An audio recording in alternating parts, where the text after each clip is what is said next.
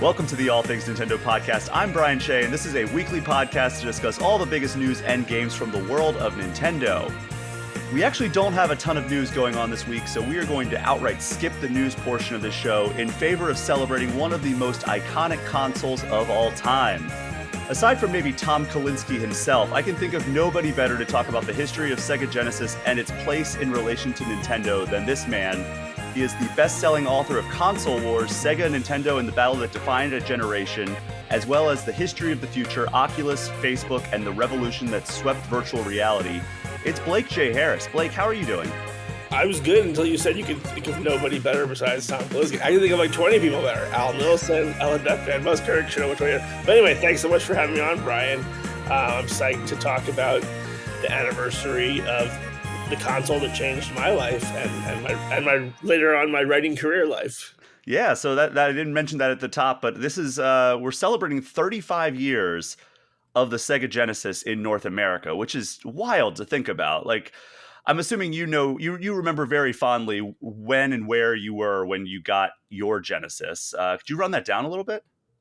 Yeah, so I think I've mentioned this before, maybe on a show with you many years ago, but when I was born in 1982, and so I was a little guy when all of this stuff happened, and my brother and I loved our Nintendo because, of course, Nintendo's the best. And so, of course, we wanted to get, after our NES, we wanted to get a Super NES. And I remember giving our parents the equivalent of a childhood version of a PowerPoint presentation saying, like, here's why we need to get this. We'll combine all of our birthday gifts and Christmas and Hanukkah. And they said no, because like a lot of people back then, they were upset that the Super Nintendo was not backwardly compatible. And so for some reason, the 16-bit Genesis was like a loophole, and we were able to get that for my brother's birthday.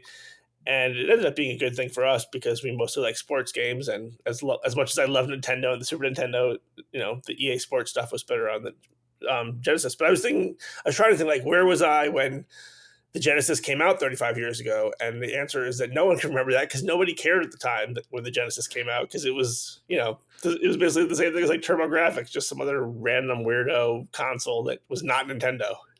Yeah, I mean, I also tried to pull that move many times with me and my brother, trying to combine gifts, be like, oh, it's both of our gifts for Christmas, or my birthday's in February, like just take some of that and put it in the Christmas bucket, and that's, that'll I'll be covered if you just get me that Super Nintendo or whatever I was looking for at the time. So yeah, it's it was definitely the wise move back then. And I will say, like, my parents were always very supportive. They knew that us 7-year-olds and 9-year-olds didn't have an income, so they actually were always generally pretty receptive to trying to make it work. But for some reason, with the Super Nintendo, they were completely against it. Like, I think it says much more about the Super Nintendo than it does about my parents, and just how much that backward compatibility thing really rubbed some people the wrong way.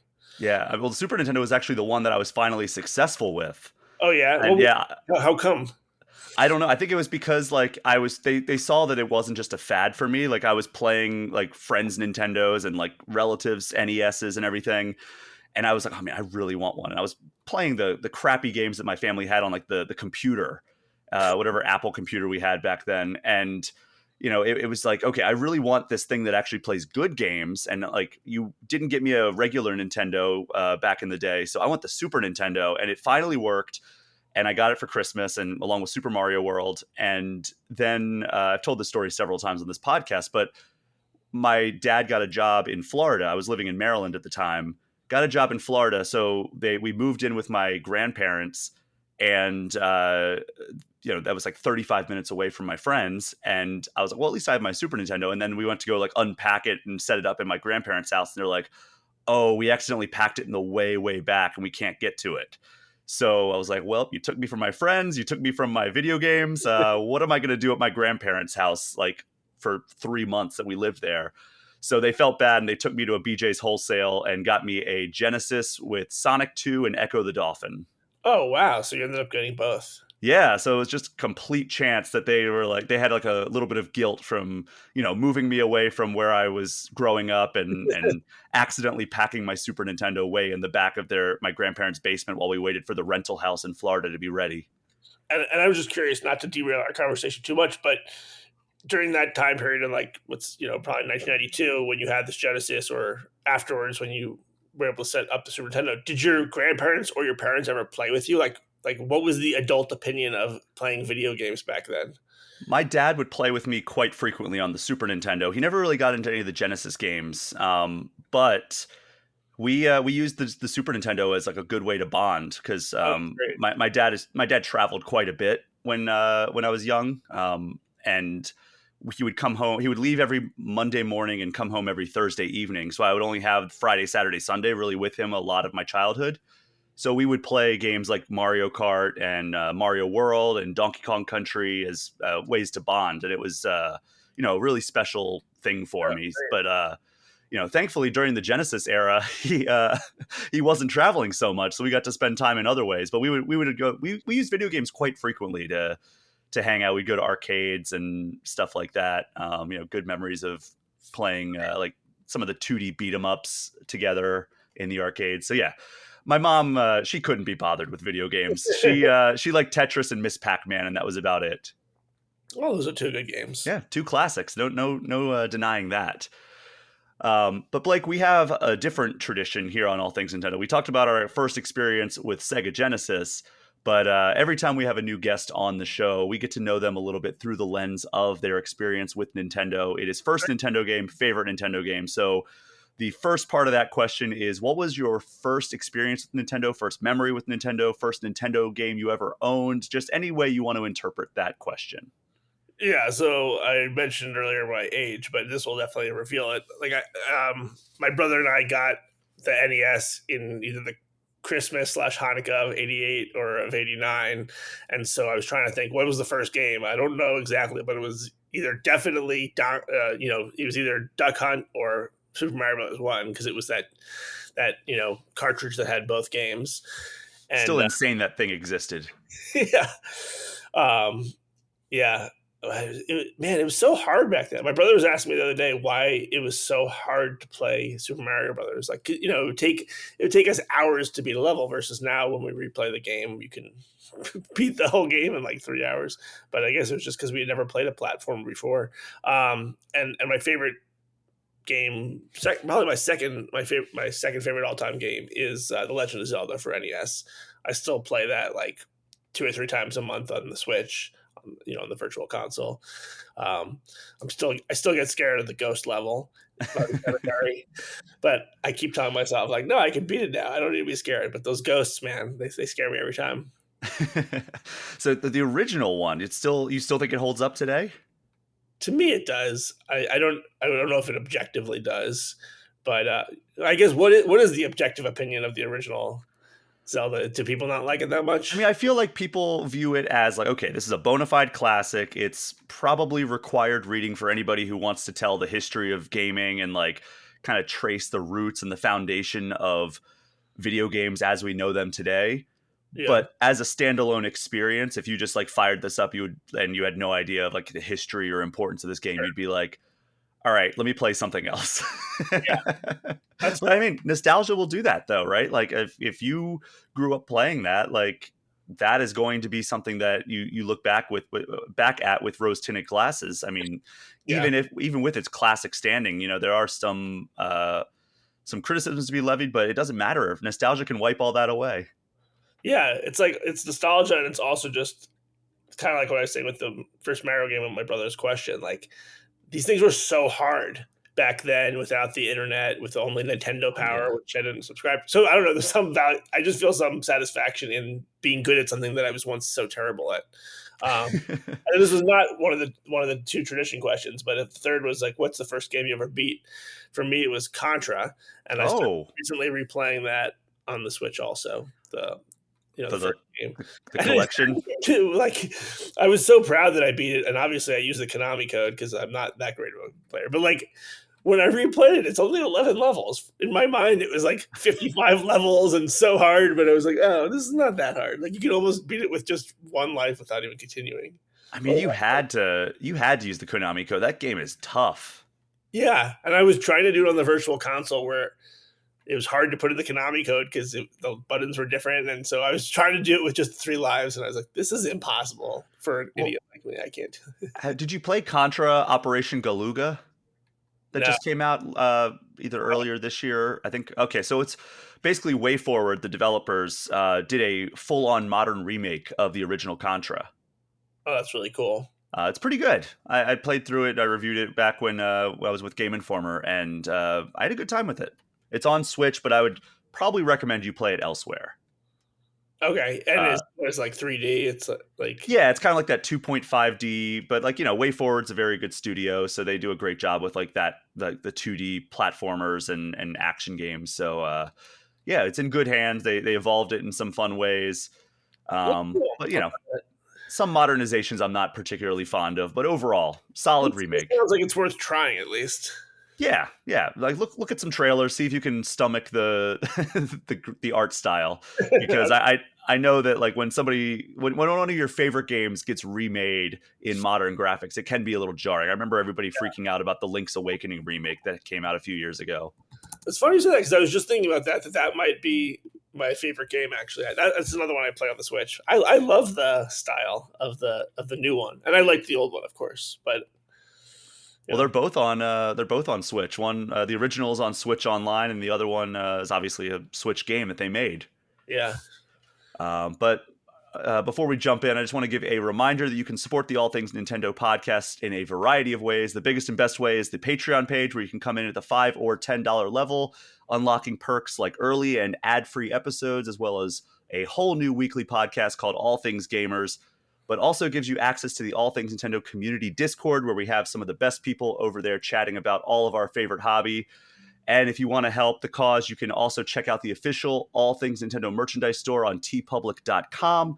We have brand new All Things Gamers merch, or you can subscribe to my YouTube channel where I put up not only the full video versions of this very show, but also edited clips from the best discussions found on the All Things Nintendo podcast. So, Blake, you've heard me say the name of the show several times. It's called All Things Nintendo, but I don't think you can properly tell the story of Nintendo, particularly in the 1990s, without talking about the story of Sega.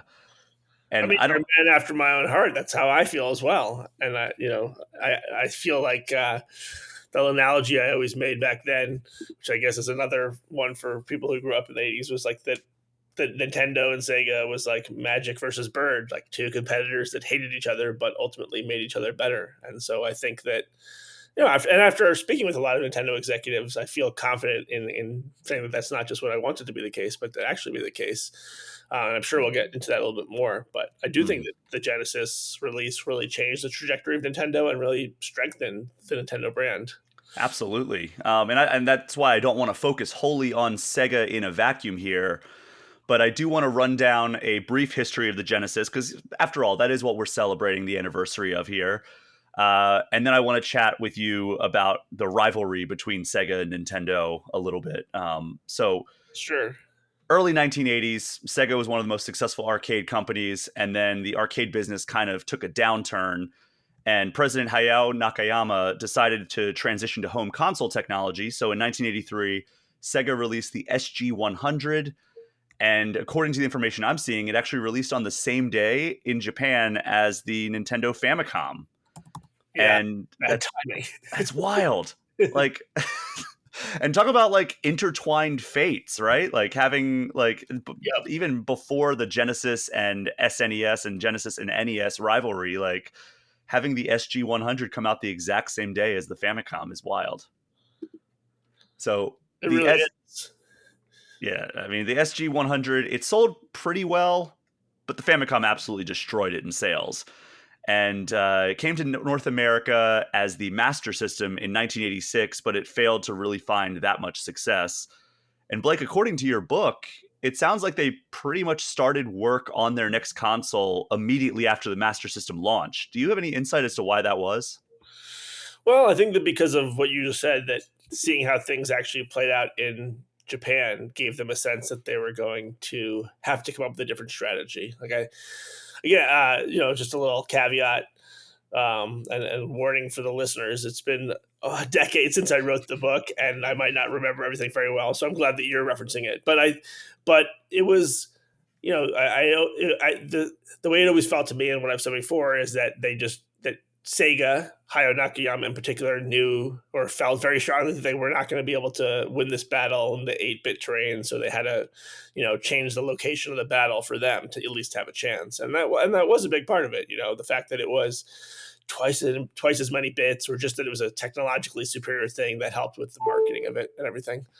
Yeah, so they decided to put a 16-bit processor and an adaptation of the Sega System 16 arcade board into the new console, and then the company decided to lean into the 16-bit part of the marketing, as you'd indicated, Yep. and they put it right on the console itself just to be like in your face about it.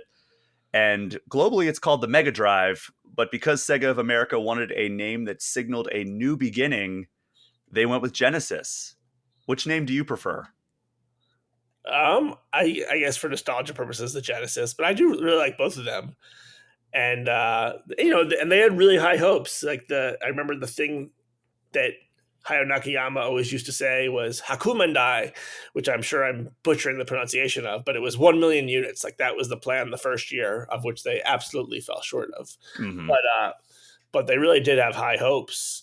But Nintendo was so dominant. I remember being surprised the first time I read that 1 in 3 households in America had an NES at that point in time, which is like, imagine 1 in 3 households having anything in common anymore. That's crazy.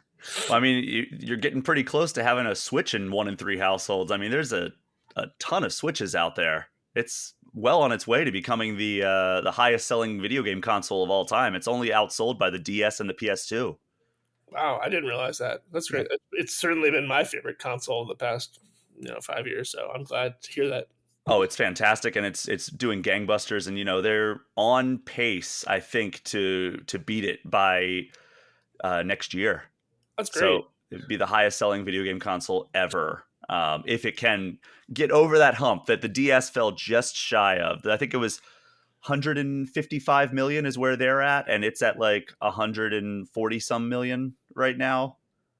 And The let me ask Switches. you, not to tangent too much, but either actually or anecdotally, what percentage of Switch owners actually play on not portable, like use the television, like use it like a console? Like, because I only use it like a portable device. I use it as a console 95% of the time. The only Okay. time I don't use it as a console and I use it as a handheld is when I'm flying, but I've never really been the biggest handheld guy.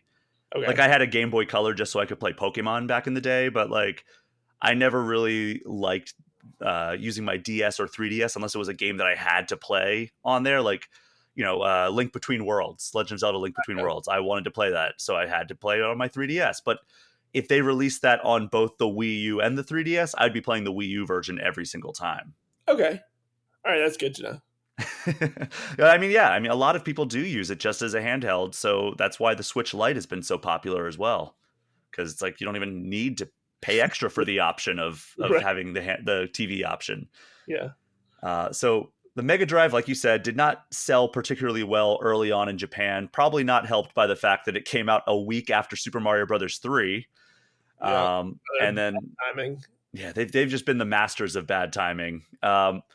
And the disappointing sales early on made Sega want to try to add gimmicks. Like I was reading, they had online banking systems, they had answering machines, and still nothing kind of even came close to the brand new Super Famicom. So yeah, things were kind of uphill for Sega at this point. A year after it came out in Japan, the Mega Drive arrived in the U.S. as the Genesis. And referencing a different book, hope you don't mind, but No, Steve no. Kent has the First ultimate of all, history. I don't care. My book's not the only book out there, but also Steve Kent's book was a huge inspiration for mine. So you should absolutely mention any Steve Kentness on the show. Hey, I reference both books pretty frequently. The ultimate history of video games is Steve Kent's book. Sega tried. I'm sorry.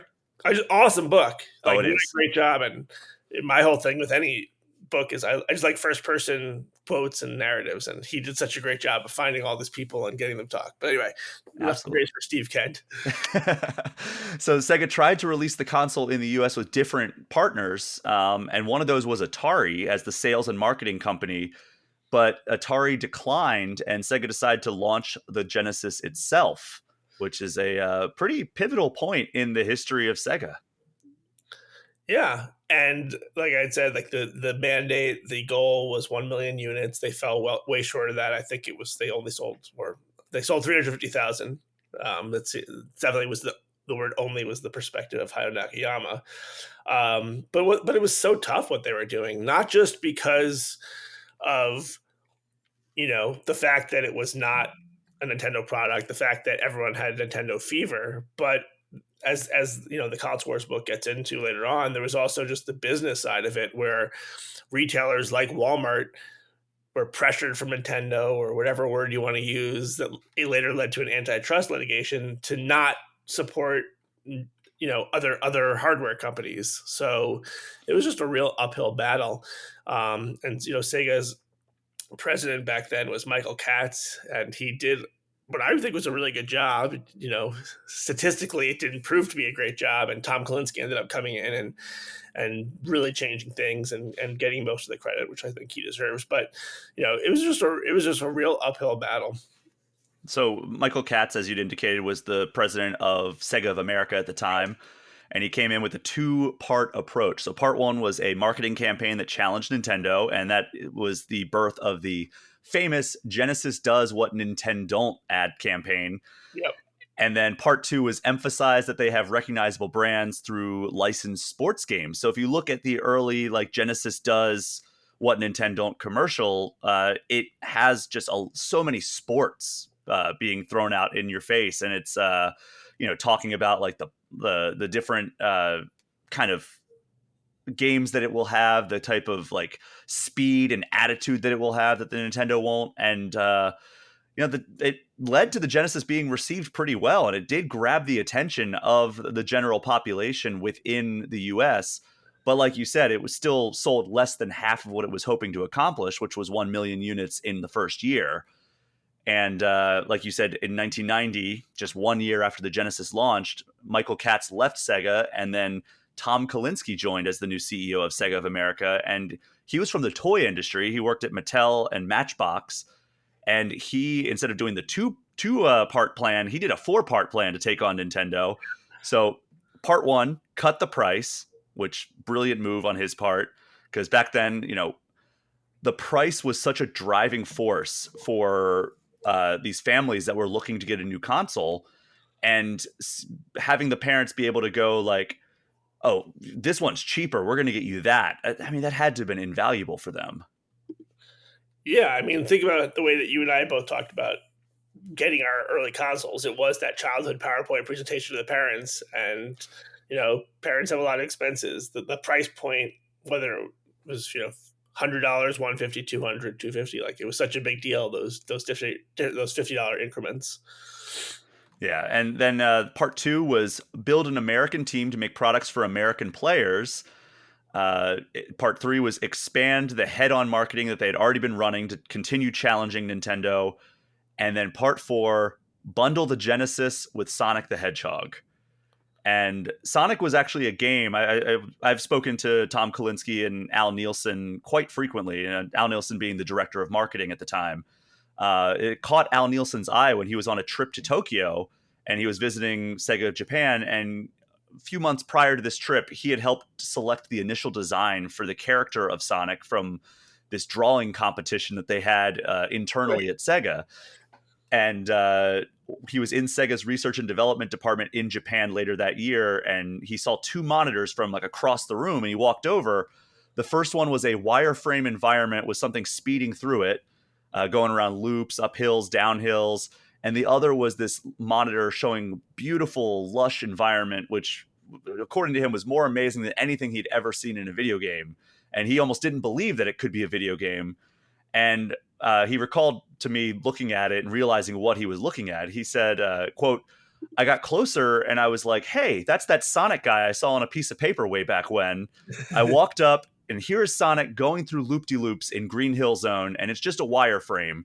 And he's speeding through it, and my jaw dropped. Then next to it was the background for Green Hill Zone. And basically he turned to Yuji Naka, the one of the creators of Sonic, and he was like, hey, like, is this what this is going to look like? And he was like, yeah. And he's like, is this going to run that fast? And Yuji Naka was like, yeah. and he was just blown away. And he basically ran back to the U.S. whenever he went, and he ran to Tom Kalinske and told him all about it. And Kalinske was like, "Okay, well, we might have a thing we can like anchor our ship with." And Tom said to me when I was talking about it, he's quote, "We all knew we needed to have a character for Sega to fight against Nintendo and Mario. All we had were drawings of Sonic at the time, and it was pretty hard to imagine it could be so fast as he turned out to be, and as good as he turned out to be." Right. Yeah, and before that, I think you referenced Al's story that he had seen a drawing from the contest, and like the two options that he had been shown of what he thought, and asked who he thought should be the American mascot, was there was what turned out to be Sonic the Hedgehog, and there was just like an egg, and Al always talked about how it looked like a little weeble wobble, and before that, the sort of the quote mascot would have been like Alex Kidd, which Mm-hmm. was very much more like a Mario. So Sonic was a real game changer, and um, we should mention that Tom had those 4 points that he delivered to Sega of Japan, the parent company, and they were very resistant to all four of them. They weren't like, Tom didn't give this pitch and they said, "Oh, sounds great, good job." There was a lot of resistance, and to Hayao Nakayama's credit, he said to Tom some version of, "Nobody here agrees with you, but I hired you to shake things up, so go ahead and do this." But in particular, I just remember Tom talking to me, and I'm sure he talked to you about how resistant SOJ, Sega Japan, was to bundling Sonic the Hedgehog with the Genesis, because as we know, and especially back then at least, it was like a razor and razor blades industry. You made your money by selling the software, and this was like the one home run guaranteed $50 sale, and Tom wanted to give it away. And thank God he did, because I don't think I would have ever ended up with a Genesis if not for Sega's tactic of doing that. Yeah, I mean, Sonic was really the main attraction there. Was like because it was like not only just like the lush environments and the speed, but like compared to the NES, it was just massive sprites, Yeah, and it was so appealing and eye catching that it was hard not to have like you look over at like, they always did those ads where it was like, here's Mario running through like Super Mario World, and here's Sonic. Which one do you want? And like the kids are always like, "Oh my god, look at that!" And it's like he's speeding through it, and Mario's like slowly and methodically platforming through. Which, by the way, I'm not trash talking Super Mario World, but as I've said many times on this show, my favorite platformer of all time. However, yeah. in that moment of like, which one do you prefer? And then showing the side by side comparison in that ad, the comparison was not favorable to Super Mario World just because of the way it was framed and everything. It just looked so much faster, so much more appealing, so much more attitude. And that was so 1990s. Definitely. And there's the marketing side that you're talking about, and I guess this is also marketing, but like they literally had a mall tour. That was one of the things that Tom and Al did. They took the show on the road and took it from city to city to actually let people, kids like you and I, pick between which we liked better. And just one more little tangent on that. Like I remember, writing the book Console Wars. You're looking for sort of these key moments to build scenes around. And one of my favorite ones was when they first get a copy of Super Mario World from the Famicom, the Super Famicom back then. Like it was almost like they smuggled in this console from Japan, and were like finally seeing the face of their competition. And obviously they were kind of nervous and sort of assumed that no matter what they heard, that Super Mario World would be a little bit more like Sonic than it turned out to be. And just seeing how, in their opinion, and I guess objectively, how slow it was, which to me, that looking back at the time, and even at the time, like Sonic moving fast is cool, but it doesn't make the game necessarily that good. Sonic itself was a great game, but some of the other stuff that they did on the Genesis that was fast was just, felt like more sizzle than substance. So I'm not saying that about Sonic, but yeah, but I just remember that I love hearing about that moment where they realized like, oh my god, we can really do this. This Super Mario World is not, the competition we feared it would be.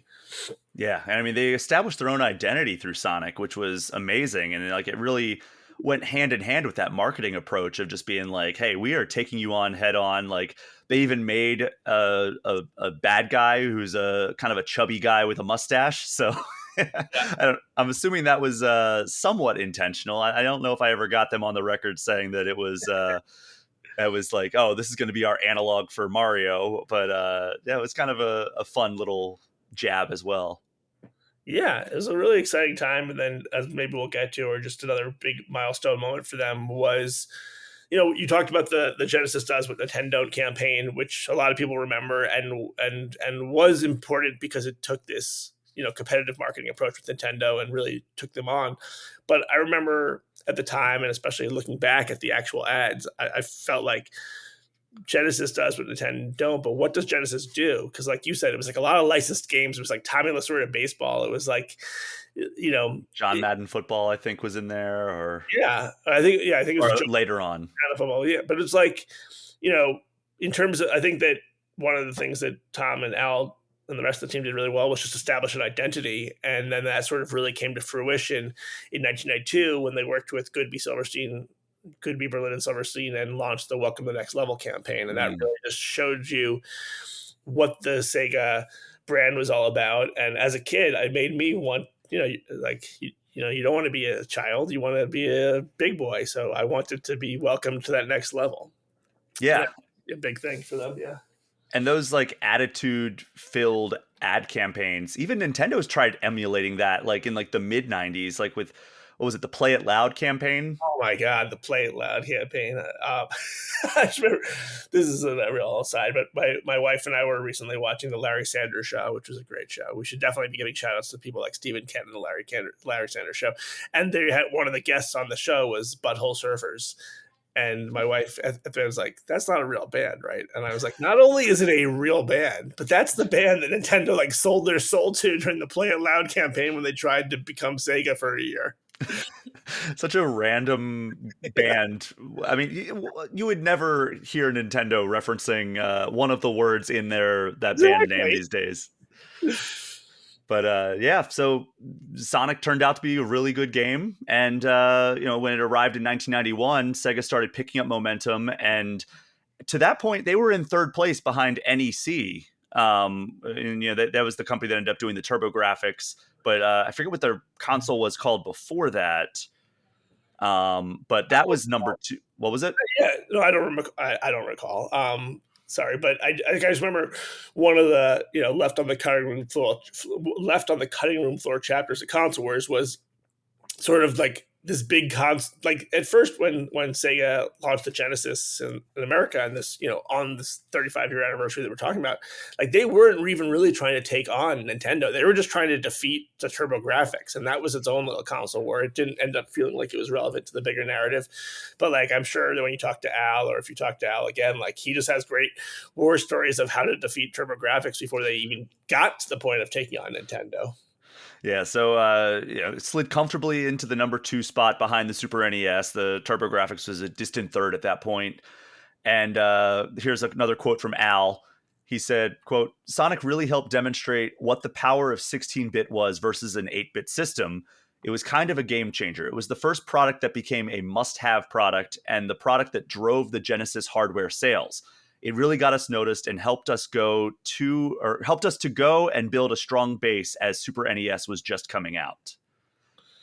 Yeah, and Super NES, I mean, you would know better than me, but seemed to have a very limited library, even though it had been out in Japan for nearly a year before that. Like when it came to the United States, and even in the first 6 months, first year, it really had a small library. So again, this sort of situation where my parents were resistant for the back because it wasn't backwardly compatible, but also just the fact that there were so few games and that it seemed like you had to play just like F-Zero or Super Mario World.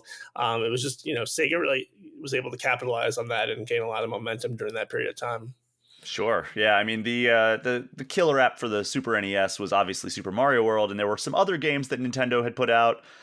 But it was a little barren at first. I mean, that's always kind of been a trademark for a lot of Nintendo consoles. Is Right. like there's one tentpole game, and then the rest of it is just kind of like, all right, like lesser known or less anticipated games, and then like the stuff you're really excited for outside of that first game that comes out right when the system comes out.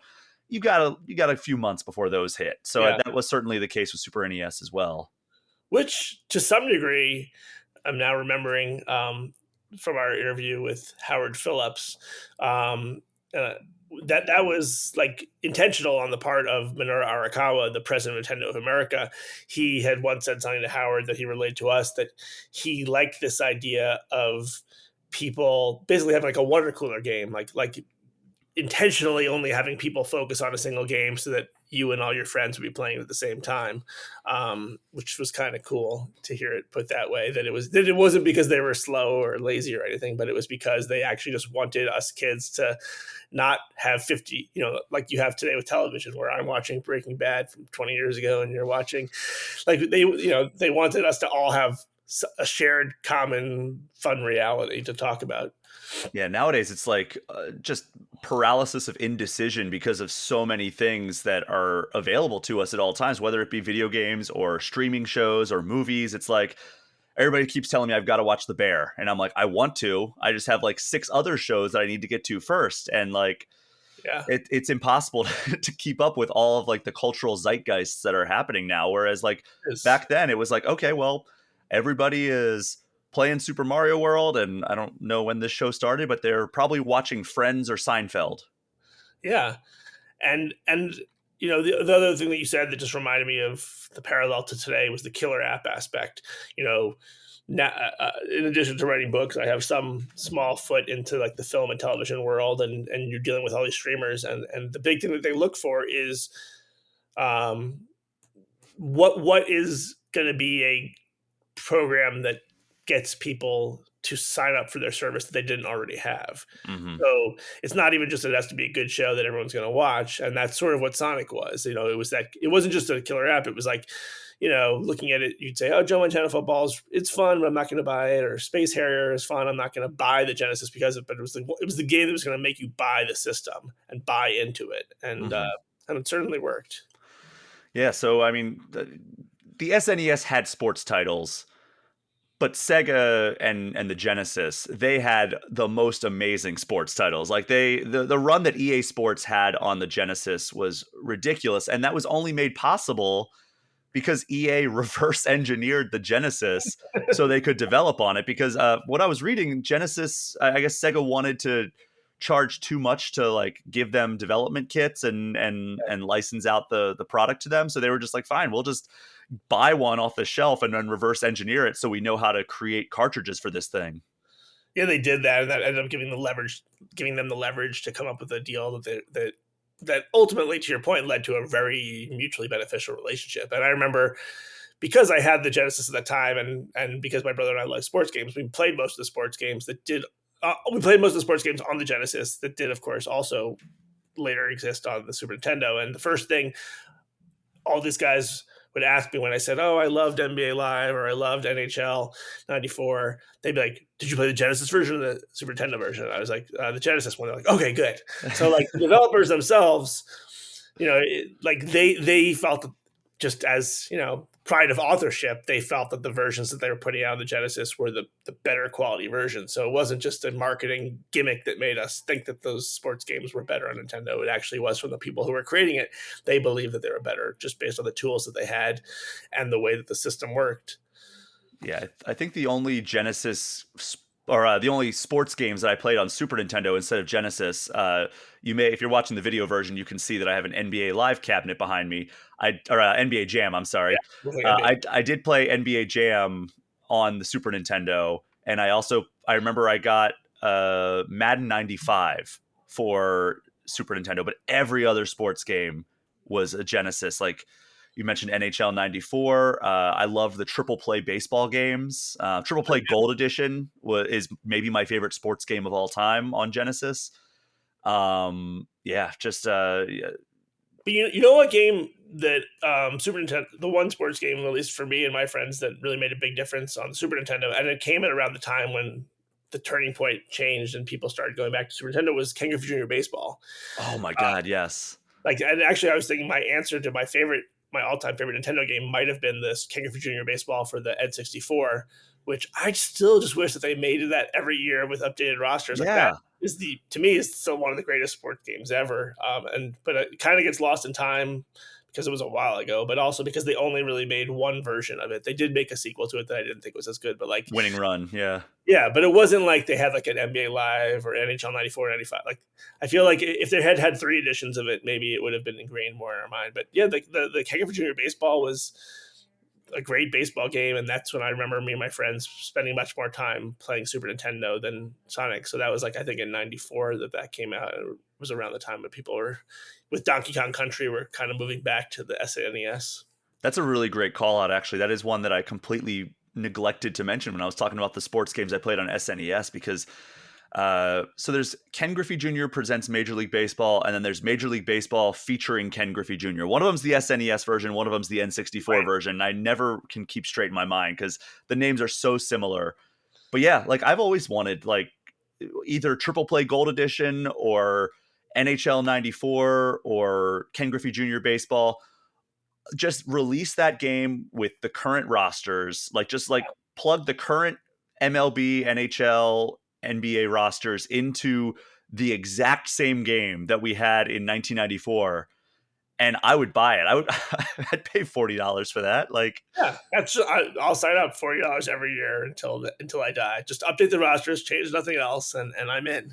yeah, it's they were so good. I still fire up Triple Play Gold every once in a while. It's just Are you a still good at it? Have you? no, I'm terrible. I used to be able to hit like 10 home runs a game and just dominate that thing. Oh my god, the teams that I would make in the Ken Griffey Jr. The whatever the one on N64 was, I would just like I would wheel and deal in that season mode and create just the ultimate team. Like I don't know how I would like stack it with like every single team. I'd always start with the Seattle Mariners because they had so many Yeah, amazing players at the Peter, time.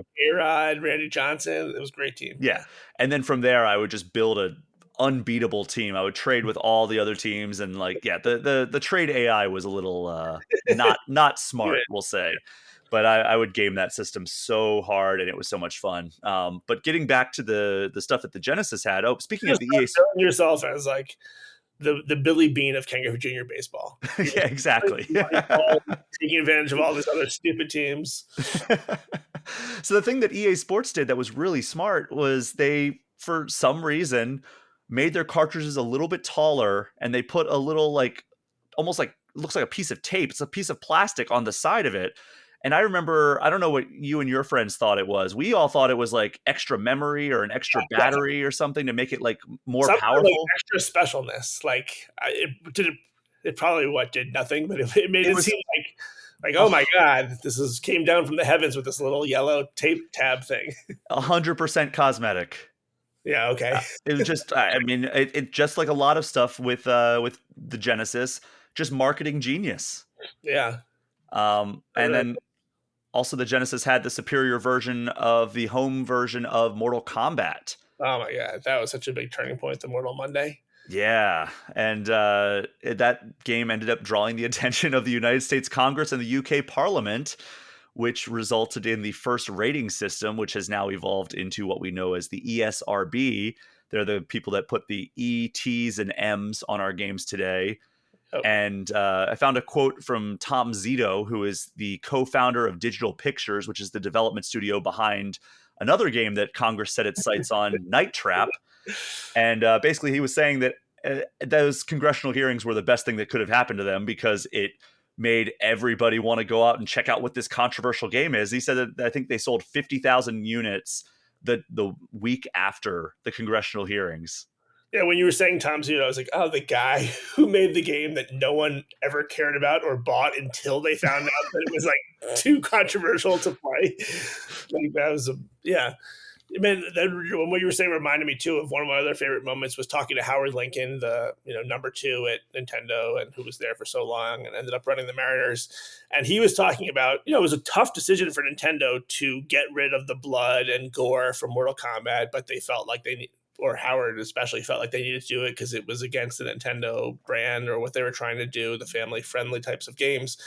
And I remember him telling us that you know we decided to change the blood to sweat and sort of tamp down on some of these on the violence. And while that led to a financial loss in terms of not selling as many copies as Sega, he thought that at least there would be like parents out there that appreciated what they were doing, like, thank you for protecting our kids. But no, he just got so many angry letters about censorship. And so he's like, I couldn't win either way. They lost in the sales and they lost in people thinking that they were censoring the, creative output of these games, which I guess in a way that, it is true that they were doing that. But, you know, And it's funny, like hearing about the kind of congressional hearings and what it ended up doing to the sales of these games. It reminds me of back in the 80s when, they were doing these hearings on heavy metal. yeah. And I remember watching a documentary on those hearings with like, Tipper Gore and everybody like kind of coming after heavy metal bands like Iron Maiden and Judas Priest and Twisted Sister. And Dee Snider, the front man of Twisted Sister, was like, when they started putting like the parental advisory stickers on the front of album arts, he was like, that was the greatest thing that could have ever happened to us, because then it made us seem even more dangerous than we actually were. Because then it was like, oh, you got to watch out for this group, like they're really dangerous and really edgy. And it's like, yeah, that made all the teenagers want to go out and buy our album. It is true. I remember, being a malleable young man back then. Like, I probably liked Mortal Kombat more. I probably thought I liked it more than I actually did, just because it was like edgy and because of all the blood, and because it wasn't, our parents didn't even know what we were doing when we were playing on the arcade, or especially when the Sega version had the blood code that you could put in. Like, those things definitely worked on me, and probably still would today. But like, especially at the time, I was very susceptible to wanting to, play things that I wasn't supposed to be playing. Mm-hmm. I remember I had a Game Gear as well, the handheld that Sega put out around this time, and it Or was you could also bill it as the handheld that only lasted for 5 minutes when you had full batteries. Like, exactly, yeah, and it was like 6 batteries you had to use or something. batteries that lasted like an hour. Yeah, but it was a bright, colorful screen, That was which beautiful. was in stark contrast to the Game Boy at the time. But yeah, the battery life was not great. I complain about my Steam Deck's battery life, but the Game Gear was another step down from that. Yeah. But I remember my parents let me get Mortal Kombat on Game Gear because there was no blood, nothing. And then I read in an issue of Game Pro that there was a blood code. So I entered the blood code, and my parents found out that I had the blood code. And I told Ed Boon this, the co-creator of Mortal Kombat, and he was like, "Yeah, your game was the first game that ever got me in trouble with my parents, because I found the blood code in the Game Gear version." And he was just like, "Oh, tell them I'm sorry." But yeah, so Sega had a cooler and edgier image.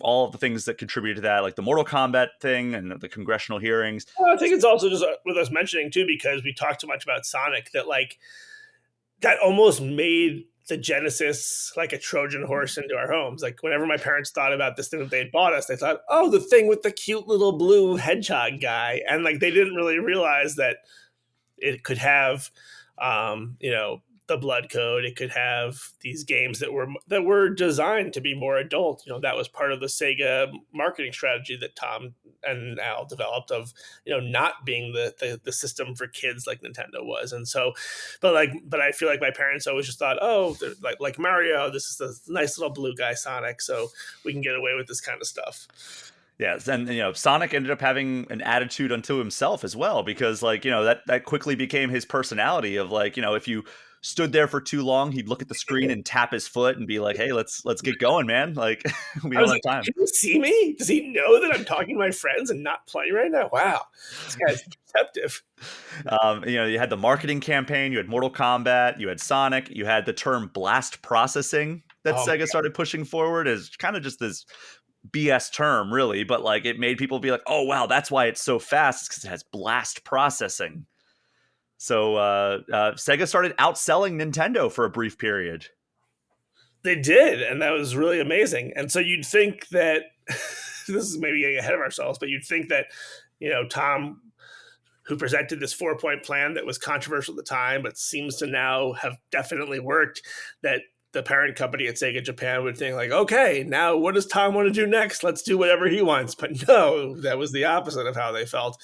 Because we should probably mention that as successful as the Genesis was here, the Mega Drive, basically the Genesis over there, it was not very successful, and there's various reasons why that was the case, but it led to this very weird dynamic where the parent company, the company that was the home to making most of the software that was successful in the U.S., was getting yelled at by Hayao Nakayama, and the employees there felt like they they felt, I would say, they felt jealous of the success that was happening in America, and that just, led to a lot of ripples, including, I would say, wanting to move on to beyond 16 bits much quicker than the company needed to, uh, Hmm. and sort of pushing that on to the team in America, and also designing the console in house as opposed to some other options. But I'll let you guide the conversation there.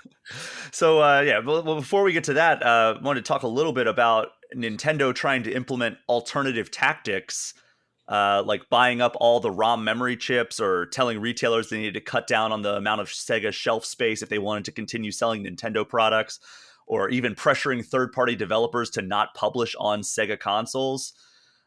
Here's a quote that I got from Tom Kalinske. He said, quote, "They were absolutely ruthless. I've got to hand it to them. I respected how strongly they tried to control the business, but in my opinion, a lot of the stuff they were doing was illegal. It was really monopolistic practices."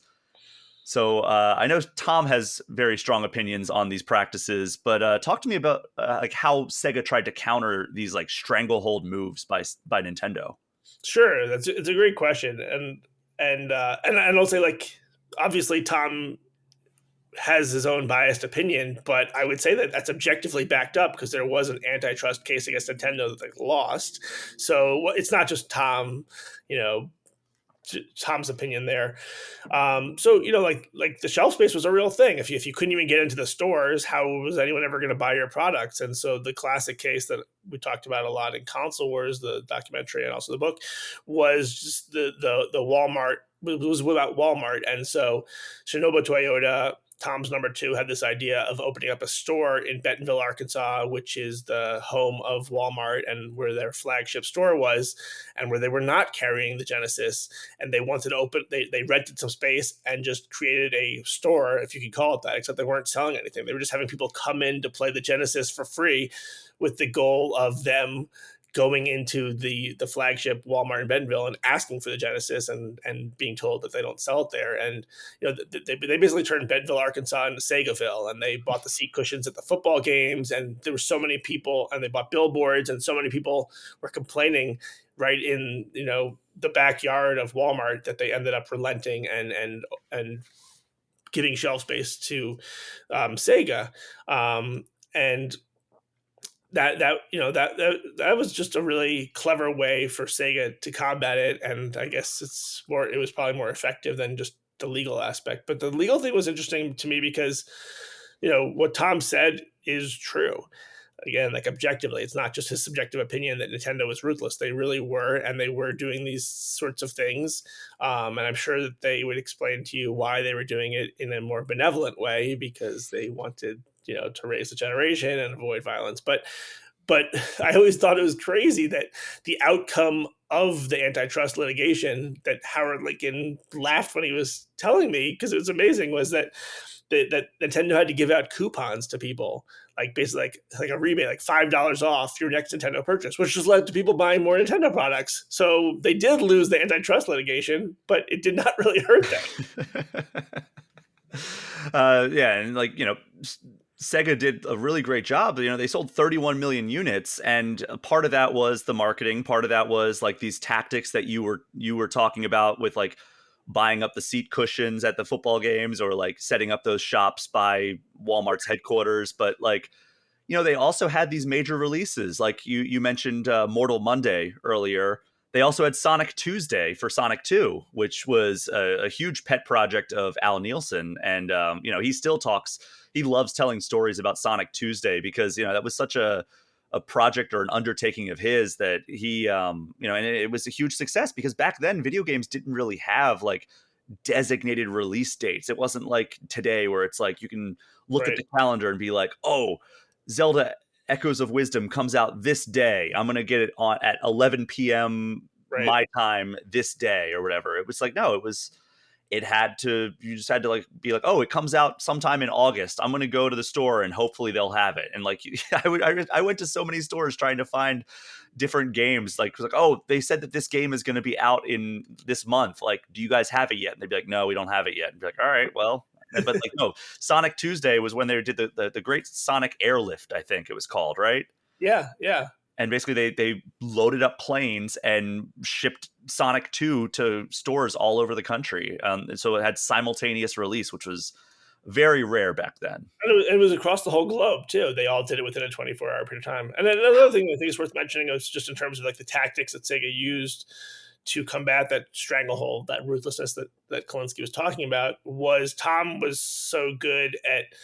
I think in the book I described it as building a cartel of Nintendo's enemies. But Nintendo had made a lot of enemies. They, say what you will about them. I think we all would agree we love the games, but maybe their business tactics were a little over the line. But they rubbed people the wrong way. They had bad bedside manner, and it's sort of like a wicked witch situation where when the person's in control, you have no choice but to obey them, even if you don't really want to. But once they were given a viable alternative in Sega, a lot of these these these various like stakeholders were happy to go against Nintendo, and I say various stakeholders because like one of them was like Galoob. They were a company that made the Game Genie. Nintendo was very much against that, so Tom Kalinske embraced that, and then that was successful.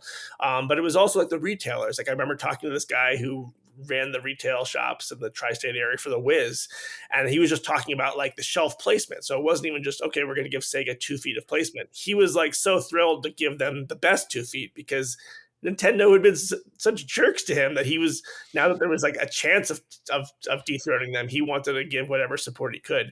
And so, Nintendo had rubbed a bunch of people the wrong way, and Tom Kalinske was really able to take advantage of that because he's, as you know from talking to him, he's a very charming guy, and was able to treat these people with in a manner that they much preferred to than how they were treated from Nintendo. Yeah, I mean, Tom has such a good head on his shoulders, and I feel like, I mean, I've never had to witness this firsthand. I feel like he would know a thing or two about playing the political side of these Definitely, discussions. yeah, definitely. So Sega sold 31 million units of the Genesis, very respectable, but unfortunately, it was well shy of taking down the Super Nintendo, which sold about 49 million units worldwide. Sega fell pretty short of Super Nintendo's sales, but how do you assess the company's war on Nintendo, even with those results? In what respect? Like, do you think it was a success? Oh, it was absolutely. I mean, maybe I'm biased because I ended up spending a lot more time talking to the Sega, but I think it was an incredible success. I mean, if you take where we started this conversation, where Nintendo has 95% of the market. At that point, it's not even certain that the market can support two consoles. So the fact that Sega just proved that there's room for more than one console in a generation, I think was a success. The fact that between 1990 and 1993, 94, that Sega was outselling Nintendo was, so improbable to the point that it was almost impossible. So I look at it as a huge success, but just a situation where they didn't really stick the landing. And, like I don't know exactly the year by year sales that we're talking about the 49 million units, but like if I know just anecdotally by the time it was like 1994 and Donkey Kong Country was coming out, and that's around the time Kentucky Junior Baseball was coming out, like that was what was happening in the Super Nintendo world, whereas Sega seemed much more interested in the 32X and these add-ons and stuff, Sega Online and these things that were very cool and potentially forward thinking, but also just got away from the games. And Al Nelson would always tell me the name of the game is the game, and that really is what it comes down to.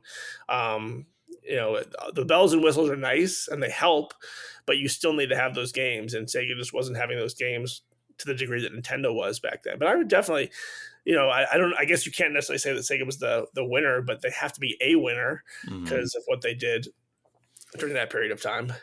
Yeah, and speaking of games, I have the top 10 best-selling Genesis games right Oh, let's here. hear it. Let's hear it. One, Sonic 1. Two, Sonic 2. Three, Mortal Kombat. Four, Disney's Aladdin. That was a Five, good game. Sonic Yeah. 3 and Sonic and Knuckles. They kind of combine those. Six, Jurassic Park. Seven, NBA Jam. Eight, Mortal Kombat 2. Nine, Street Fighter 2 Special Champion Edition. And 10, Eternal Champions. That was an So in-house game.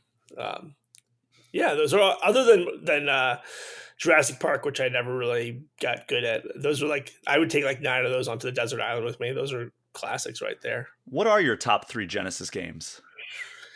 Well, I'm pretty bad at video games in general. The one game that I'm actually very good at, or at least I was for many decades, was NHL '94. Mm. So that would be my all-time favorite game, probably of any console. My big claim to fame that I used to use to pick up girls, which never worked, was that I could win the game without, I could pull my goalie and still win the game. The whole, play without a goalie. That's how good I was. You NHL just swooned, 94. I bet. Yeah, that was not how I met my wife. NHL '94, the Sonic games I loved so much. So let's just say Sonic 2, even though both of them, I mean, even Sonic 3 was great. And then probably Joe Montana football. Mm. That's more of a nostalgic answer, but like I remember just a lot of time, a lot of times that my brother and I would play that, and I really liked it. The NBA Jam, if you the game that I probably played the most during that period of time was maybe NBA Jam though. So, yeah. Who do you play as when you play NBA Jam, or do you switch it up? Oh Because man. So as a kid, I didn't really understand that like Michael Jordan wasn't in the game. yes, So I would always play as the Bulls, and then I'd be like, "Oh, this guy could just be Michael Jordan" in my head, not realizing that like they have different attributes and everything. So I was like, "Okay, I'm the Bulls," and I'm like, Scottie Pippen and Michael Jordan is my team, and it's like, okay, that's not actually Michael Jordan, but in my head he is. yeah. But once I figured that out, I'd usually play as the Washington Bullets just because that was the team that was close to me. Who was it? Was it Purvis Ellison?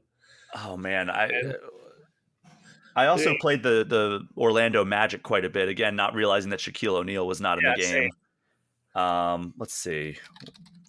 Yeah, who was the Bullets? I'd It be might have curious. been perfect. Let's see. So while you were the Billy Bean of Ken Griffey Jr. baseball, I was using the analytics that I didn't realize I had within me, and the team that I always was the Golden State Warriors because I realized the value of the three back then. Years before Daryl Morey would take advantage of that. No, but usually my brother and I would always fight to play as the Warriors because Tim Hardaway and Mullen could both shoot threes. Okay, so it's different. By the way, I found the rosters here. It's Okay, different yeah. based on the platform that you were playing on. Okay. So on arcade, the Washington Bullets had Tom Gugliotta and Harvey Grant. Okay. That was the same on the SNES and Genesis. And then on Sega CD, they got rid of Harvey Grant and put Calbert Cheney.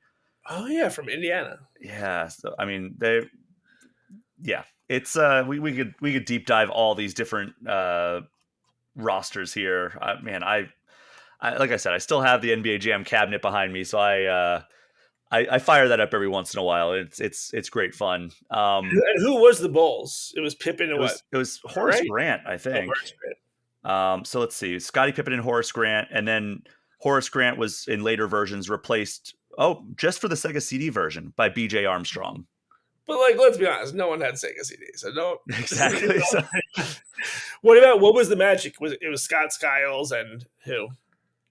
um, well, in the arcade, it was Shaquille O'Neal. That sounds like a Mandela effect situation. I don't know. But it was Nick Anderson and Scott Skiles, Okay, and then Penny Hardaway was added for the later versions. okay. But yeah, my favorite Sega Genesis game was Sonic 3 and Knuckles. I still Yeah. play that game a lot to this day. Just if Mario World is my favorite platformer, Sonic 3 and Knuckles is my second favorite platformer. And I used all the Game Genie stuff for that game. Like I beat it with every single character, got all the super emeralds and everything. And then I would go back and hack the crap out of it with Game Genie and like just basically, I've never been really a big PC gamer, so mods are not like a thing that's like a huge part of my gaming history. This was the closest I've ever come to just like modding a game to this like extreme extent where it's like basically an entirely different game. Like it, Yeah, Game Genie was fantastic back in the 90s. that was really awesome. Yeah. Yeah. So only a year after Sonic arrived in 1991, Sega released the Sega CD, which was an external peripheral that lets you attach it to the Genesis and play CD based games. Its most notable game was probably Sonic CD. And then there was the Sega 32X in 1994, which plugged on top of the cartridge port of the Genesis. And then you could play 32-bit games. And this one sold absolutely terribly, Yeah. especially since people knew the Sega Saturn, which was the real successor to the Genesis, was just a year out. And then the 32X's most notable game was probably, again, a Sonic Universe game called Knuckles Chaotix. Yep. What did you think about this strategy? Because it seemed like Sega was just trying to prolong the life of the Genesis through all these add-ons. But looking back today with like 2020 hindsight, it really feels like a losing tactic. Yeah, I guess at the time I felt like as a kid, I felt like the reverse effect of if the marketing is supposed to be now you can be, even faster, even better. I felt like it was saying to me that if I don't have this, like my thing is no longer I'm no longer welcome to the next level. Like I thought like, oh, the whole point of getting Sega was that I was like, on this whole cool new curve, but now I'm being told if I don't have the CD, if I don't have 32X, like I can't play the coolest stuff. And it kind of, on some level made me feel like I was getting like left behind by the company whose, name I was chanting against the Nintendo kids at recess. Like I felt like, I think and there's a lot more that went into why Sega did and didn't do that and whether Tom wanted to do some of those things and didn't want to do it. But I think, from his perspective, it was more that like, this can only add to us. But I think that it definitely fractured their focus. It split their focus. And then I think not so much with the Sega CD, because the Sega CD did feel more like a, hey, if you want to do this, it's cool. If not, it's cool. But the 32X felt around the time they were scrambling for like, oh, our new console's coming, so you should wait for that. But actually, get this now because if you want to play some of these games, and it felt muddled. Um, is that how it felt to you at the time? Yeah, I really like. I remember going to Epcot down in Florida, and they used to have these like a Sega booth that you could go and Yeah, play the upcoming Sega games. I remember playing when I was in my Sonic the Hedgehog obsession phase. I played Sonic CD for the first time there, and I was like, "Oh my god, this is incredible!" And then I realized you had to buy a whole new console for it. Basically, I mean, it was technically not a full console, but it was like an accessory that was masquerading, or a console that was masquerading as an accessory, and then just never playing it until like I think it came out on Xbox Live Arcade on Xbox 360. That was the first time I truly like spent time and beat Sonic CD. And then the 32X came out, and I thought Knuckles Chaotix looked really cool. And again, I was still in like my obsessed Sonic phase. So I tried saving up money for it. And then eventually I was like, by the time I had enough money to even come close to affording it, it was already obsolete. right. So yeah, it Yeah. was just, it Oh, just didn't feel like a viable way to do it. And then, things took a turn after the success of the Genesis, and Sega released the Saturn, and infamously, in order to try and get the drop on Sony's upcoming PlayStation, they decided to surprise launch it at E3 1995. that went great. He said sarcastically. Yeah, and that was like another like when Howard Lincoln had said that thing to me about like not only was everyone upset that we didn't have this, but like the parents were mad about censorship. Like that was like not only did it not do well, the surprise release date of the Saturn, it also angered all the distributors who were like, why were we not involved in this launch, or why did we only get this many units? Like it created so many politics that Sega shouldn't have wanted to introduce at that time. Um, and Tom might have talked to you about this, but he's definitely talked publicly about it. And it's a big part of the book. It's just as the Genesis generation was coming to an end, you're always thinking about that next generation. And Tom really tried to avoid releasing what became the Saturn, the in-house hardware that Sega of Japan was developing, and wanted to form a partnership with SGI Silicon Graphics, which Sega of Japan nixed, and that Mm-hmm.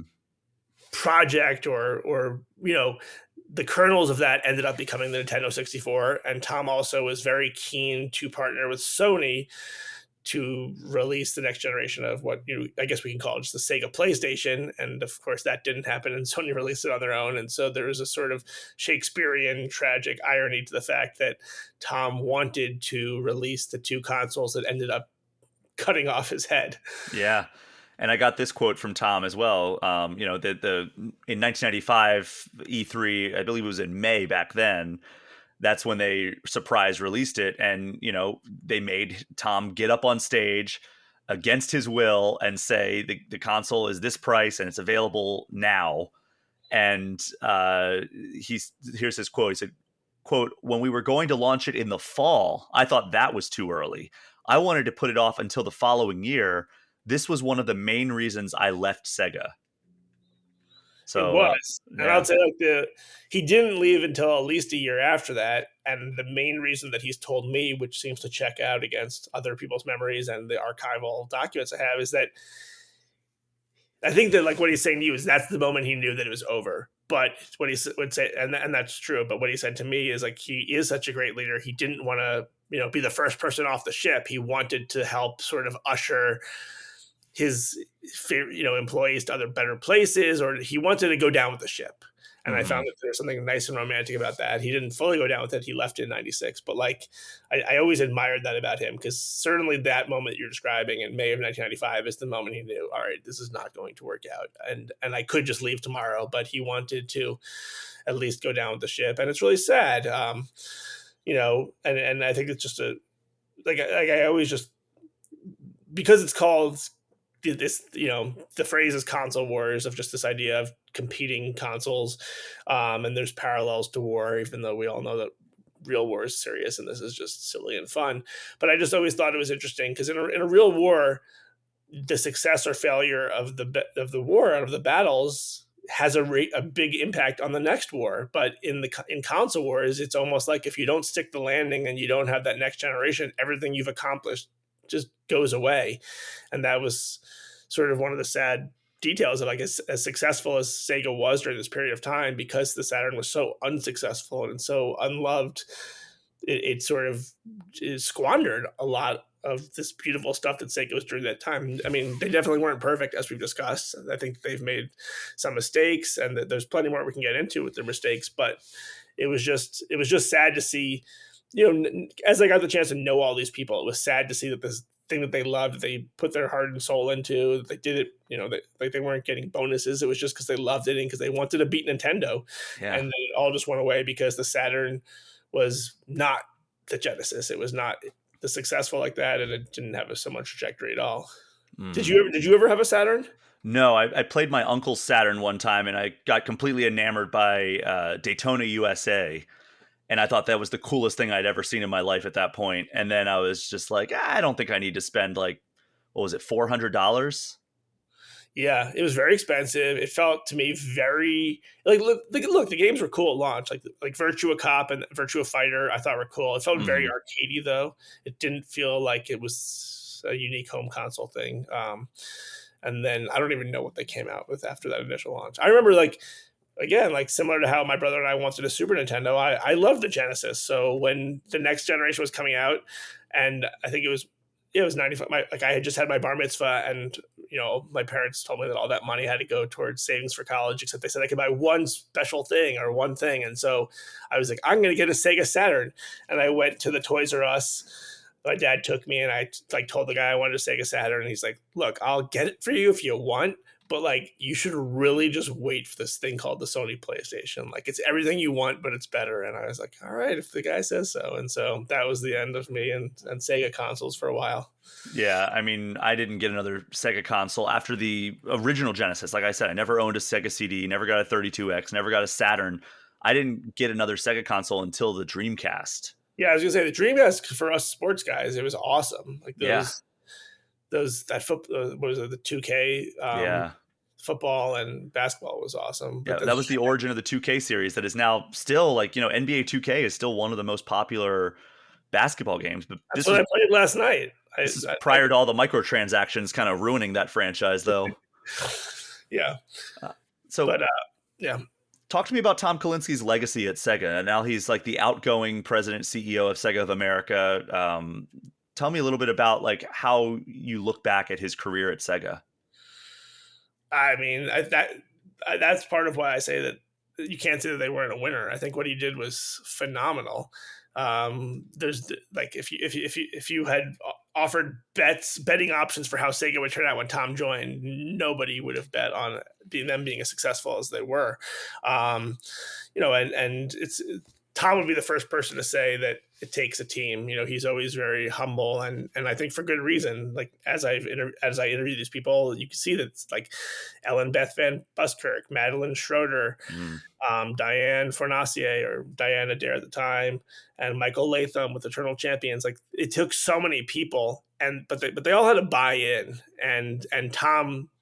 Like I remember asking him if he felt like he was like the quarterback of the team, and he said, "No, no, I feel like I'm the coach." Like he really saw his role is just empowering these people. Even Al Milson, because Al was there before Tom, and Al is a marketing genius guru, and so he was doing that with Michael Katz, but Tom unleashed something else in him that took it to a whole other level, and he was just able to bring the best out of people. But I just think, as a business story, that was my initial interest: was how do go from 2% of the market to over 50% of the market in a time when those sort of ruthless tactics were commonplace, and no one was going to stop these illegal practices, but Tom was able to do it, and he had the charisma and the business intelligence to pull it off. And there was people I interviewed, especially people from other companies, who thought that Tom was just I'll keep my language clean, just the luckiest man in the universe. Like almost like a monkey could have done what Tom Kalinske did. Like basically that some people think that Tom was lucky that he got Sonic the Hedgehog, and it was just good timing with Nintendo's mistakes. And I'm sure Tom would also be the first to say that luck was part of it. But then you look at his career before and after, and he's not lucky. These things happen wherever he goes. It happened at Mattel with Barbie and with He-Man, and with Matchbox Cars, and just every step of his career. And it's just because I think he's an incredible leader. And as I learned from writing this book, that Tom Kalinske was the man most responsible for my childhood, other than my parents. Not just with Sega, but with all these toys and with Flintstones Chewable Vitamins and helping co-create that. And so, I think that his legacy stands to this day is very impressive. Um, yeah, like I mean, he was also instrumental in kind of the revival of the Barbie brand as well. absolutely. And now look And at last year, Barbie was one of the biggest movies of the year. yeah, I don't know. I don't think Barbie would be at all where it was today without him. And even just I guess just talking about what kind of a leader he is, he he obviously helped Sega win and succeed, or at least compete. But he also really did care about kids. Like you can see that at all of his stops with Mattel and all that. But like the point I'm trying to make is the creation of the ESRB. Mm. Tom could have taken the mentality of, hey, I'm running a business here at Sega. This rating system thing like is a nuisance. But Tom actually cared about why a rating system would exist and played a really key role in its creation. And so the fact that he's always willing to focus on these bigger pillars of these industries, I think, is a sign of he's definitely was then, and certainly now that I know, he was an inspiration to me. Yeah. So when you talk about the story of Nintendo in the 1990s, which I would argue was when it made its biggest strides in terms of evolving and maturing as a video game company, what percentage of that story involves Sega? Well, that's a good question. Um, we're talking just the 90s. You're Yeah, saying? just the 90s. I mean, I think it's at least 25%. I mean, I think that a big thing, like, so just in terms of how Nintendo viewed Sega, there was a period of time where they actually did not care about Sega, and then there was a period of time where they pretended to not care about Sega. Like I remember, I think Peter Main told me that like there was a speech, and he was going to mention Sega, and then they told him not to say it because like they were like actually literally not saying the name of their competition and pretending like they didn't exist. And I think that is important just in terms of like the metaphor of how Nintendo perceived their competitors back then, which was at first to just ignore it, and then they actually had to, you know, the first step of recovery is like admitting you have a problem, and at some points Nintendo did realize, okay, this is a real problem. And I think that I'd say the one of the main legacies of the battle with Sega is that Nintendo double down on who they were, being the family friendly company and not being the play it loud company. But I think that it was important that they went through that evolution and sort of, like all of us, we go in different directions where we're trying to find ourselves, and sometimes the ones where you go in the wrong direction are just as valuable because you realize, no, like this is who I am, that's not me. And I think that Nintendo realized what their bread and butter was, and I think that has served them really well, because when people talk about console wars nowadays, they usually talk about Sony versus Microsoft, and Nintendo's off to the side as this other thing. And thank God that they are, because they're still making, joy in a box. And I think that without Sega, they might have gotten caught in the trap of trying to compete against the Sonys and Microsoft of the world and trying to think that they're in the same business. And it just works better for them to not be in that business and to be in this special business of this kind of magic that they make that we still love. So that's what I think. Yeah, it So I is. guess, yeah. It is kind of nice that Nintendo is removed from like the current quote unquote console war. And yet it seems like they're winning it, right? Like they, even though they're not even like involved, they're the ones that are selling gangbusters. And I think PlayStation has recently come out saying that like their sales have been below expectations for this generation. I don't think Microsoft has had a particularly strong generation in terms of sales either. But Nintendo is having its best generation yet, which is just incredible to think about.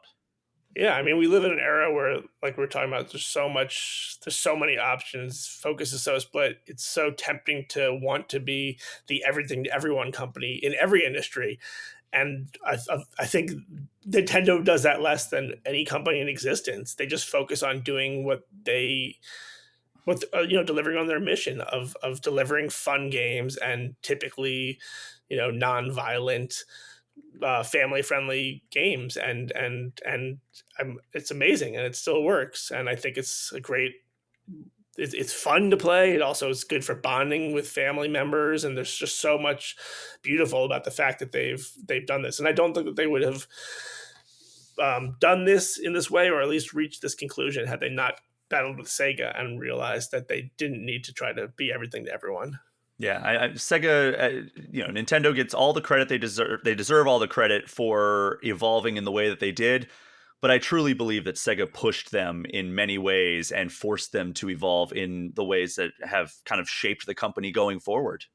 Yeah, definitely, and a lot of it behind the scenes, the stuff we don't see, just dealing with third party developers and getting them to make your kinds of games for you, and it's just a lot of it was the bedside manner, and as ruthless as the battle was, and as ruthless as Nintendo's tactics were, they warmed up and they really started becoming a better partner, and I'm so thankful that they're still making the kind of content that they are today. Mm-hmm.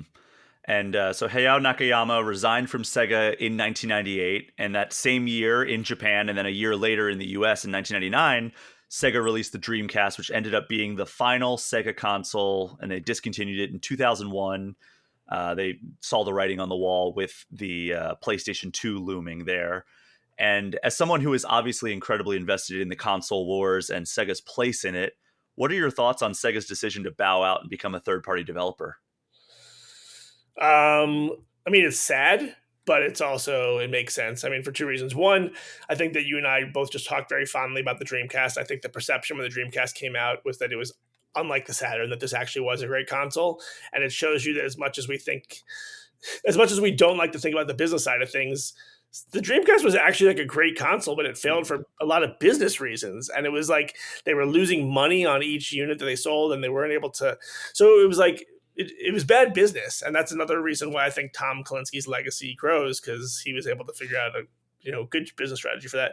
And then, but I do think that even if Sega had been successful with the Dreamcast, I do think at some point they would have just been like priced out of the market. I think it's we don't really think about it that much, but it seems like no surprise now that the two main companies other than Nintendo that are in the industry are not video game companies by trade. It's Yeah. like they're tech companies, and it's just because, and I think about that because people ask me like, oh, will there ever be another Sega? Meaning, will there be like a console company that competes against these big boys? And I would like to say yes, because I love a good underdog story, but it just seems completely unfeasible at this point, because it's the dollar amounts have gone from millions to billions, and there's just no way for a small company to battle like that. I mean, it's the giants that like the Amazons, the Googles, the Apples that I think are the only ones that would have a chance, but they don't ever buy in fully enough to You're make right. it happen. And it would be like, yeah, the only scenario I could see is like if Apple were to really triple down on like the arcade and like come out with a console, and it's like, but how do you have an underdog story with Apple? Like you see it in the streamings, like it's like, oh, Apple competing against, Peacock and Netflix and Hulu, and they're kind of this underdog. But it's like, no, they're not. They're not an underdog. They have so much money to spend on content. So nowadays you have Sonic and Mario on in games together, and you have the first console that Sonic went to after Sega discontinued the Dreamcast was GameCube. We got Sonic Adventure 2 Battle on GameCube. Do you remember like your feelings when you saw a Sonic game on a Nintendo console? Yes, I felt horrified. But I think that just shows you that that's like a generational emotion. Because I remember when I printed out my first book proposal, and I put Sonic and Mario on the cover of it, and I was at a family event, and my nephew, who at the time, he must have, this was like in the early 2010s, and he must have been like 10 years old, and he was like, oh, it's Sonic and Mario. I was like, oh, you know them? He's like, yeah, they're best friends, they compete in the Olympics together. And I was like, no, but I think it's better to have a world where they're friends, because they're both really great, awesome characters, and not my crotchety, like when I was your age, these guys hated each other Well, it's story. funny that you mentioned that because I did actually talk to Tom Kalinske and Al Nielsen about that very thing. And Tom, completely detached from Sega at this point, he said that he was really shocked when he saw Sonic was going to be on a Nintendo console. And he said, quote, I about fell over, to tell you the truth. I still have trouble with this concept of this company that was our enemy that we fought tooth and nail against. And now they're buddies. They're very close and have a very close relationship. And then Al Nielsen said, quote, it just goes back to our relationship with Nintendo from the early days. We have battle scars from those days. Personally, I just don't see a world where Sonic and Mario are best buddies.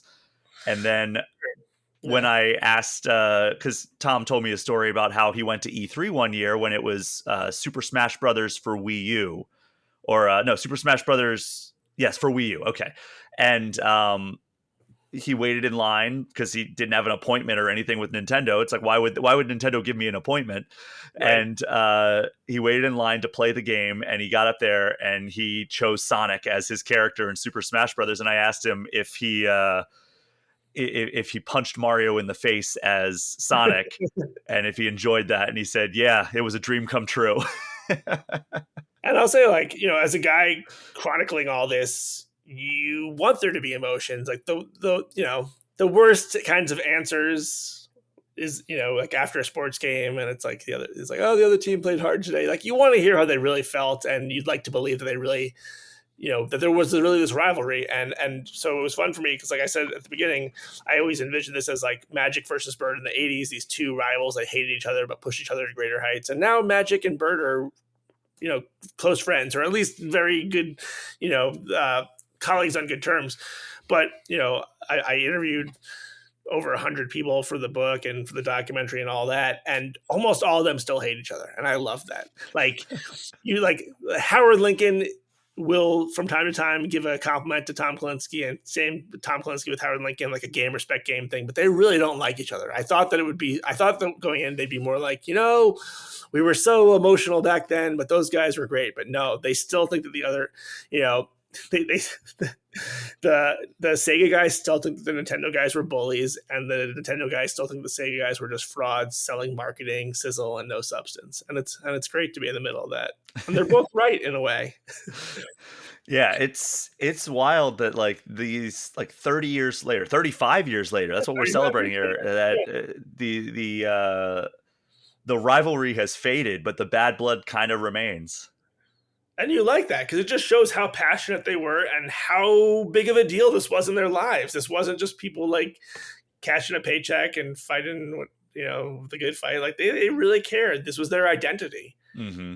And And I'm glad that it played out how it did. I'm especially glad that Sega was really able to make a difference. I felt, when you're a kid, you're looking for your identity and you're looking for places that feel like home or places where you belong. And Sega was definitely that for me. Like, I was definitely a member of Team Sega on the schoolyard. I felt like I had, a belonging, that I was part of that next level. And we'll end on this. Look at how many franchises Sega has now. They've acquired other studios. They have Atlas is a big one that they've acquired. They have Rovio, which wouldn't be necessarily a big contributor to the console market, but that's a recognizable brand. Say it takes all of them. The Sonics, the Yakuzas, the Personas, and makes them exclusive. Do you think it is positioned to ever be a platform holder ever again? No, I don't think so. I just think the economic realities don't make that possible. What about you? No, I'm with you. I mean, I've gotten this question before from some folks Yeah. of like, hey, they have so many franchises. It's like, yeah, but like outside of Sonic, like I don't know how many of those are actual like killer apps. Like I Yeah, love the like you Yakuza talked about. series. Yeah. Persona's one of my favorite RPG franchises. So it's like I love all those, but like is that going to really get like the general population up to purchase it? Like they would need like to really, really bolster that Right. lineup. But yeah, I'm with you. I don't think that I think it's like you said, it's prohibitively expensive at this point to get into the console market in a meaningful way. Like, we see other places or other companies try to get into the console market, and it's always like, dipping their toe in. Like we said with Google, like they had Stadia where they tried to do like the Yeah. cloud streaming, and Atari did the VCS a few years back, and it was just like, okay, it's like one of those like peripheral Yeah. consoles. It's not like one of the big ones. Well, Stadia is a good example because I remember being told like this is going to change everything. Well, everything is still the same. Hmm. Like, it is, Yeah, like they were allegedly going to put a lot of weight behind it, and it was going to be a big deal, but then it didn't, and then they pulled out because they were just dipping their toe in, like you said. yeah. So I think that's the big thing is like anybody who wants to really compete with the Nintendos, Microsofts, and Sonys of today, they need to buy in and buy in hard, and they also need to have just a ridiculous, unprecedented amount of capital behind them in order to even compete. And so I think that's the 1-2 combo that nobody is willing to do or nobody's able to do, because you either have a smaller company that's ready to buy in hard, but they don't have the capital, or you have these massive companies like Google or Amazon that or Apple that have the capital, but they just don't buy in the way that they need to Right. in order to meaningfully make a dent. So I think it's tricky, and unfortunately, I don't think Sega is Yeah. positioned in a way to have the capital to do it. Yeah. I mean, if they hired me to consult, I would say, don't do it. Don't do it. Like, and I love Sega, so I don't think it would work out.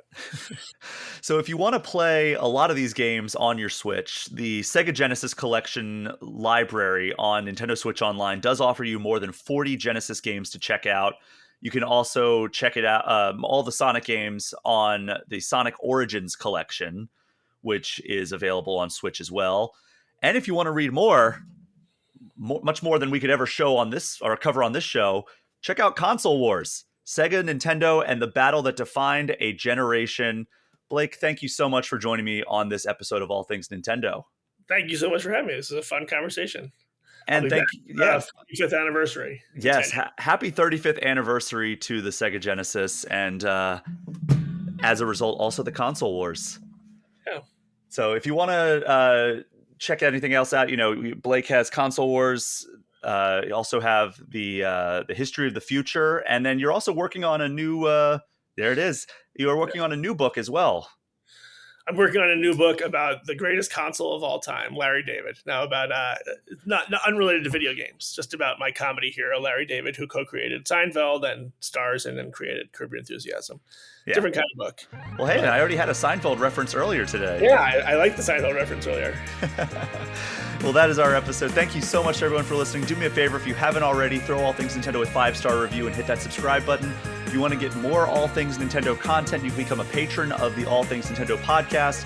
If you want to get any questions or comments in, you can get in touch with me at brian@allthingsnintendo.com. Hit me up on social media at Brian P. Shea, or join the All Things Nintendo Discord server, which is a perk for joining a paid tier of the All Things Nintendo Patreon. Also, be sure to find All Things Nintendo on YouTube and subscribe to that channel. You can search for All Things Nintendo or visit at Brian P. Shea on YouTube. Blake, where can people find you online? I try to stay hidden, but I'm on Twitter or X at Blake J. Harris NYC, even though, as you now know, I'm no longer in NYC. I'm very findable, and I always try to answer questions. So if you have any questions, reach out. But I'm trying to burrow myself away until I finish this Larry David book. And you're an absolute wealth of knowledge, so I really appreciate you joining me for this episode. That is our show for this week. Thank you again for listening. Take care. We'll see you next time.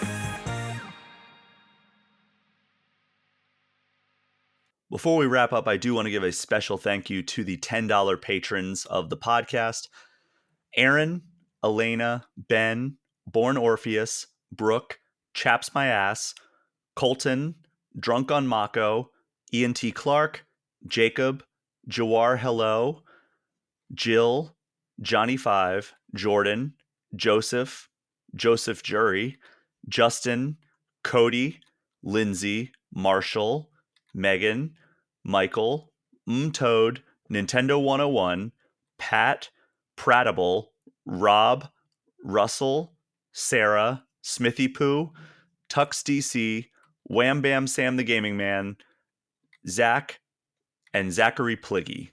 This show would not be possible without people like you, so I very much appreciate it. Thank you so much.